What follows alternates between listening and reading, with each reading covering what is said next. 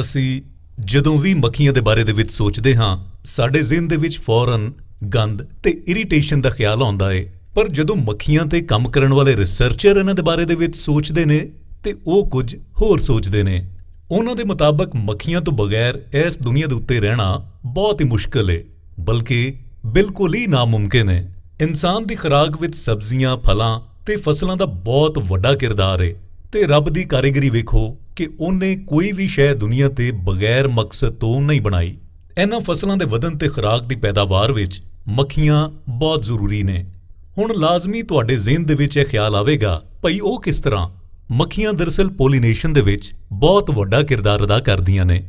ਜਦੋਂ ਮੱਖੀਆਂ ਇੱਕ ਬੂਟੇ ਤੋਂ ਉੱਡ ਕੇ ਦੂਜੇ ਬੂਟੇ ਤੇ ਬਹਿੰਦੀਆਂ ਨੇ ਤੇ ਉਸ ਬੂਟੇ ਦੇ ਪੋਲਨ ਉਹਨਾਂ ਦੇ ਪੈਰਾਂ ਤੇ ਪਰਾਂ ਦੇ ਉੱਤੇ ਲੱਗ ਜਾਂਦੇ ਨੇ ਤੇ ਉਹੀ ਮੱਖੀਆਂ ਜਦੋਂ ਉੱਡ ਕੇ ਦੂਜੇ ਬੂਟੇ ਤੇ ਜਾ ਕੇ ਬਹਿੰਦੀਆਂ ਨੇ ਤੇ ਉਹਨਾਂ ਦੇ ਪਰਾਂ ਤੇ ਲੱਤਾਂ ਦੇ ਉੱਤੇ ਲੱਗੇ ਹੋਏ ਪੋਲਨ ਦੂਜੇ ਬੂਟੇ ਤੱਕ ਅੱਪੜ ਜਾਂਦੇ ਨੇ। ਉਹਨਾਂ ਦੇ ਪਰਾਂ ਤੇ ਪੈਰਾਂ ਰਾਹੀਂ ਇਹ ਪੋਲੀਨੇਸ਼ਨ ਹੁੰਦੀ ਏ, ਯਾਨੀ ਇੱਕ ਬੂਟੇ ਦੇ ਪੋਲਨ ਦੂਜੇ ਬੂਟੇ ਤੱਕ ਅੱਪੜ ਜਾਂਦੇ ਨੇ। ਸਬਜ਼ੀਆਂ ਵਿੱਚ ਖੀਰਾ, ਗੋਭੀ, ਟਮਾਟਰ ਤੇ ਹੋਰ ਬਹੁਤ ਸਾਰੀਆਂ ਸਬਜ਼ੀਆਂ ਅਜਿਹੀਆਂ ਨੇ ਜਿਨ੍ਹਾਂ ਦੀ ਪੋਲੀਨੇਸ਼ਨ ਮੱਖੀਆਂ ਤੋਂ ਬਗੈਰ ਨਹੀਂ ਹੋ ਸਕਦੀ। ਫਲਾਂ ਦੇ ਵਿੱਚ ਅੰਬ, ਜਿਹੜਾ ਸਾਨੂੰ ਸਾਰਿਆਂ ਨੂੰ ਹੀ ਬਹੁਤ ਪਸੰਦ ਏ। ਇਸ ਤੋਂ ਅੱਡ ਸੇਬ, ਹਦਵਾਣਾ, ਖਰਬੂਜ਼ਾ, ਇਹਨਾਂ ਦੀ ਫਸਲ ਲਈ ਮੱਖੀਆਂ ਦਾ ਬਹੁਤ ਵੱਡਾ ਕਿਰਦਾਰ ਏ। ਯਾਨੀ ਜੇ ਅਸੀਂ ਇਸ ਦੁਨੀਆ ਤੋਂ ਮੱਖੀਆਂ ਨੂੰ ਮੁਕਾ ਦਈਏ ਤੇ ਦੁਨੀਆ ਵਿੱਚੋਂ ਸਬਜ਼ੀਆਂ ਤੇ ਫਲ ਆਪੇ ਹੀ ਮੁੱਕ ਜਾਣਗੇ। ਤੇ ਇਹ ਗੱਲ ਹਾਲੇ ਇੱਥੇ ਹੀ ਨਹੀਂ ਮੁੱਕਦੀ।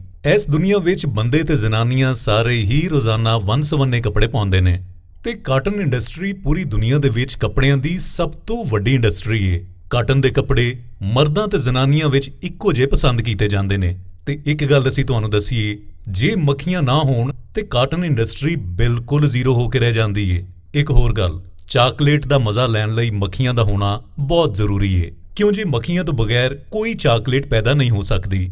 ਚਾਕਲੇਟ ਜਿਸ ਬੂਟੇ ਤੋਂ ਬਣਦੀ ਏ ਉਹਨੂੰ ਕੋਕੋ ਦੇ ਨਾਂ ਤੋਂ ਜਾਣਿਆ ਜਾਂਦਾ ਏ। ਇਹ ਬੂਟਾ ਆਮ ਤੌਰ ਤੇ ਉਗਾਇਆ ਜਾਂਦਾ ਏ, ਪਰ Mexico, Ghana, Nigeria, Malaysia, Indonesia ਵਿੱਚ ਇਹ ਬੂਟੇ ਕੁਦਰਤੀ ਤੌਰ ਤੇ ਵੀ ਉਗਦੇ ਨੇ। ਇਹ ਨਿੱਕੀ ਜਿਹੀ ਮੱਖੀ, ਜਿਹਨੂੰ ਮਿਡਜ ਫਲਾਈ ਦਾ ਨਾਂ ਦਿੱਤਾ ਗਿਆ ਏ, $98 ਬਿਲੀਅਨ ਦੀ ਇੰਡਸਟਰੀ ਦਾ ਕ੍ਰੈਡਿਟ ਲੈ ਰਹੀ ਏ। ਇਸ ਤੋਂ ਅੱਡ ਕੌਫੀ ਵੀ ਤੁਹਾਨੂੰ ਬਹੁਤ ਪਸੰਦ ਹੋਵੇਗੀ। ਇਹਦੇ ਨਾਲ ਦੁਨੀਆ ਦੇ ਬਹੁਤ ਸਾਰੇ ਲੋਕਾਂ ਦਾ ਰੋਜ਼ਗਾਰ ਜੁੜਿਆ ਹੋਇਆ ਏ। ਕੌਫੀ ਵੀ ਮੱਖੀਆਂ ਦੇ ਕਾਰਨ ਹੀ ਪੈਦਾ ਹੁੰਦੀ ਏ। ਇਸੇ ਤਰ੍ਹਾਂ ਜਾਨਵਰ ਜਿਹੜਾ ਚਾਰਾ ਖਾਂਦੇ ਨੇ ਤੇ ਉਹਦੇ ਨਾਲ ਵੱਧਦੇ ਫੁੱਲਦੇ ਨੇ, ਉਹ ਵੀ ਇਹਨਾਂ ਮੱਖੀਆਂ ਦੀ ਵਜ੍ਹਾ ਤੋਂ ਹੀ ਏ।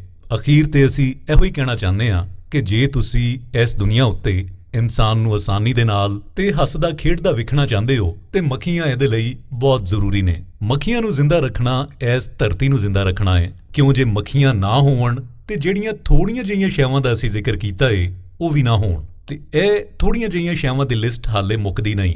ਇਹਦੇ ਵਿੱਚ ਹਾਲੇ ਅਜਿਹੀਆਂ ਸ਼ੈਵਾਂ ਨੇ ਜਿਨ੍ਹਾਂ ਦਾ ਅਸੀਂ ਜ਼ਿਕਰ ਨਹੀਂ ਕੀਤਾ। ਇਹ ਸੀ ਸਾਡੀ ਅੱਜ ਦੀ ਵੀਡੀਓ ਮੱਖੀਆਂ ਦੇ ਬਾਰੇ ਦੇ ਵਿੱਚ। ਇਹ ਵੀਡੀਓ ਤੁਹਾਨੂੰ ਕੈਸੀ ਲੱਗੀ ਜ਼ਰੂਰ ਦੱਸਿਆ ਜੇ।